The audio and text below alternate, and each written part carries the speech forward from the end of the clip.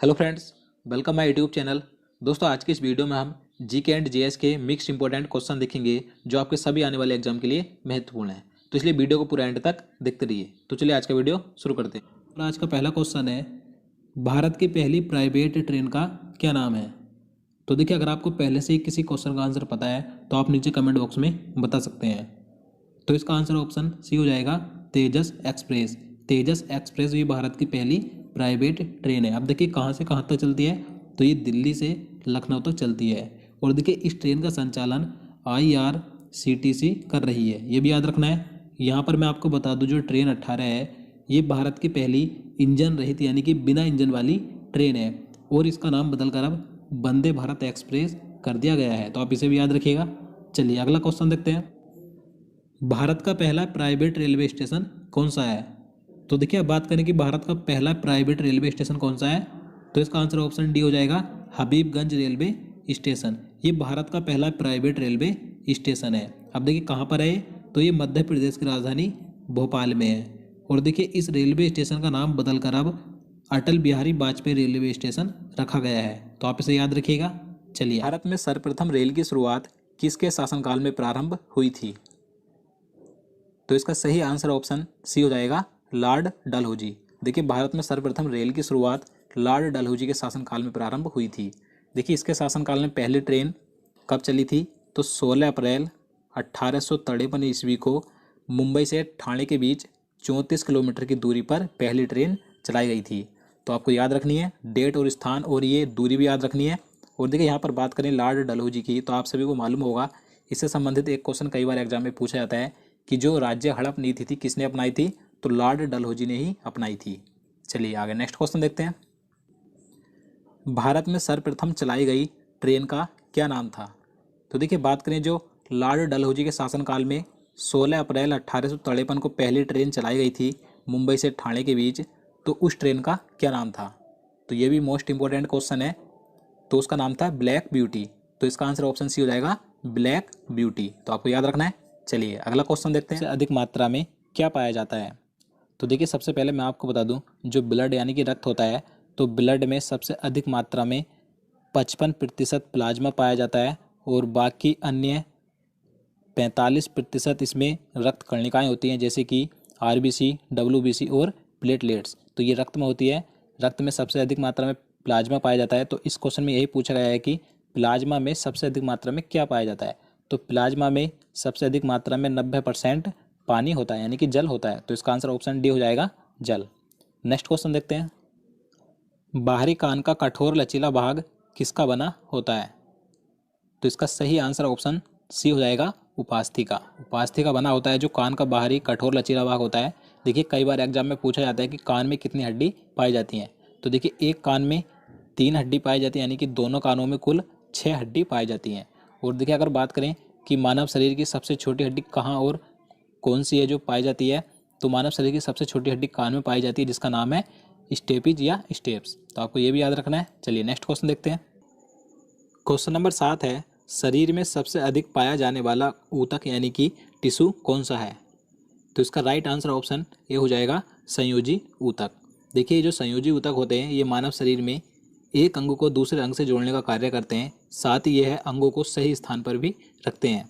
तो आपको ध्यान रखना है। और देखिए जो ऊतकों का अध्ययन है क्या कहलाता है, तो हिस्टोलॉजी कहलाता है। चलिए अगला क्वेश्चन देखते हैं। मानव शरीर का सबसे बड़ा अंग कौन सा है। देखिए सिंपल सा क्वेश्चन है ये, लेकिन कई बार स्टूडेंट इसे गलत कर देते हैं। तो मानव शरीर का सबसे बड़ा अंग कौन सा होता है, त्वचा होता है। तो इसका आंसर ऑप्शन सी हो जाएगा, त्वचा। आप देखिए कई स्टूडेंट इसका आंसर क्या लगाते हैं, यकृत। देखिए यकृत मानव शरीर का सबसे बड़ा अंग नहीं होता है, ये मानव शरीर की सबसे बड़ी ग्रंथि होती है। तो आपको ये भी ध्यान रखना है।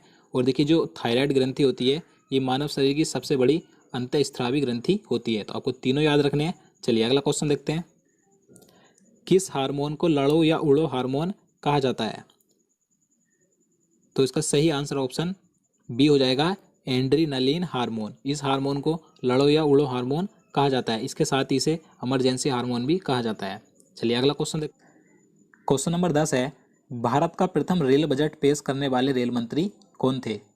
तो देखिए भारत का प्रथम रेल बजट पेश किसने किया था, तो जॉन मथाई ने किया था। तो इसका आंसर ऑप्शन सी हो जाएगा, जॉन मथाई ने। चलिए अगला क्वेश्चन देखते हैं। भारत की सबसे लंबी रेलवे सुरंग कौन सी है? तो इसका आंसर ऑप्शन ए हो जाएगा Pir Panjal.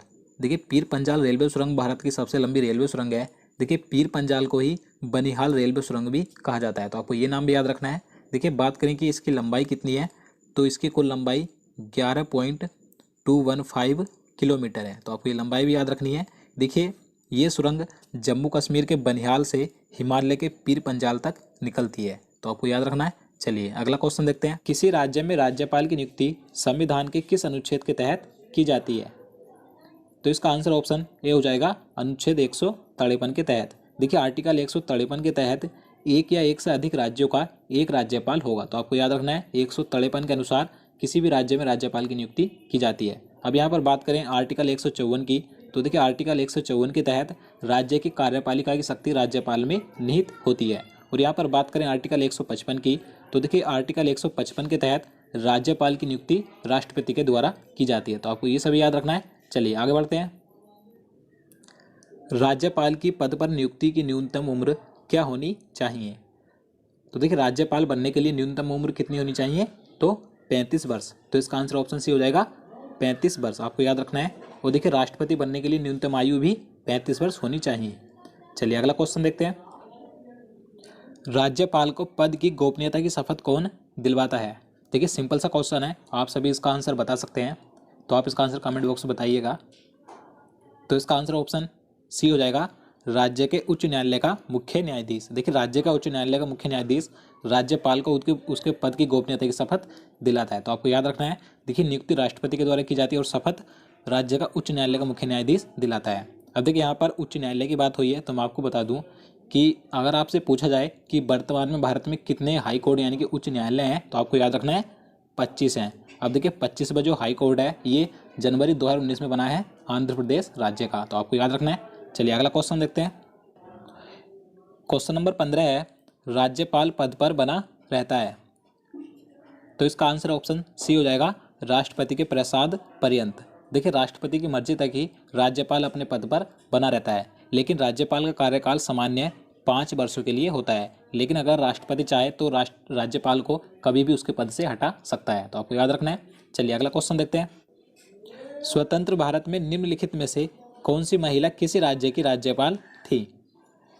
Right answer option A हो जाएगा सरोजिनी नायडू। देखिए सरोजिनी नायडू ये स्वतंत्र भारत की पहली महिला राज्यपाल थी। अब देखिए किस राज्य की थी? तो ये उत्तर प्रदेश यानी कि यूपी की थी, आपको याद रखना है। अब देखिए यहाँ पर बात करें सुचेता कृपलानी की, तो देखिए सुचेता कृपलानी ये भारत की प्रथम महिला मुख्यमंत्री थी, तो ये भी उत्तर प्रदेश की थी, आपको याद रखना है। यहाँ पर बात करें सुषमा स्वराज की, तो देखिए सुषमा स्वराज का भी हाल ही में निधन हो चुका है, तो ये दिल्ली की प्रथम महिला मुख्यमंत्री थी, तो आपको तीनों नाम याद रखने हैं।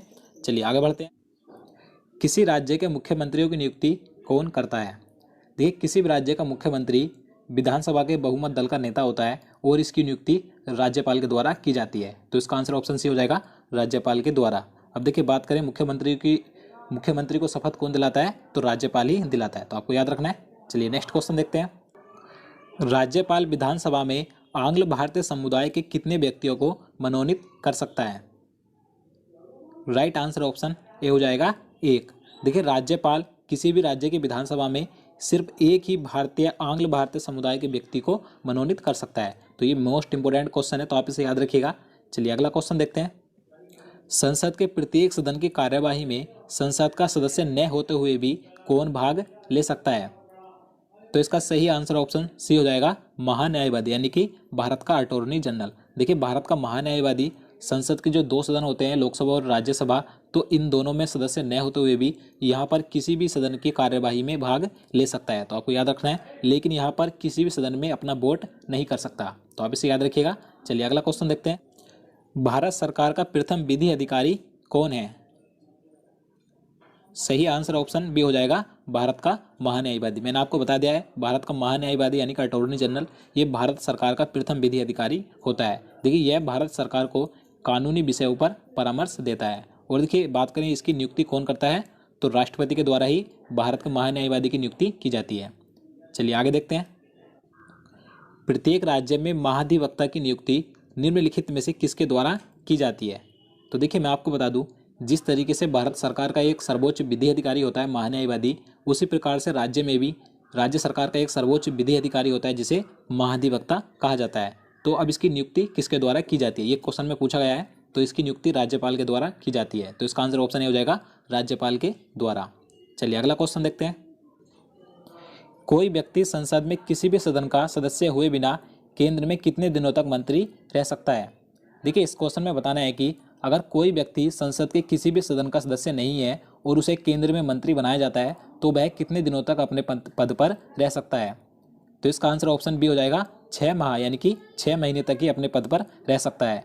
उसके बाद उसे 6 महीने के अंदर ही किसी भी संसद के सदन की सदस्यता लेनी अनिवार्य है, नहीं तो उसके बाद वह 6 महीने के बाद वह मंत्री नहीं रहेगा। तो कोशिका सिद्धांत का प्रतिपादन किसने किया था। तो देखिए ये क्वेश्चन भी बार बार एग्जाम में पूछा जाता है।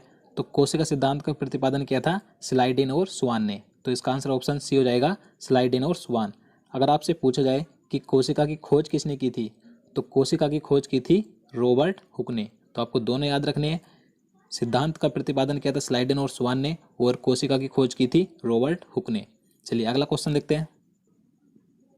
क्वेश्चन नंबर 24 है, दूध में उपस्थित कौन सा प्रोटीन पाया जाता है, यानी कि दूध में पाए जाने वाले प्रोटीन का क्या नाम है।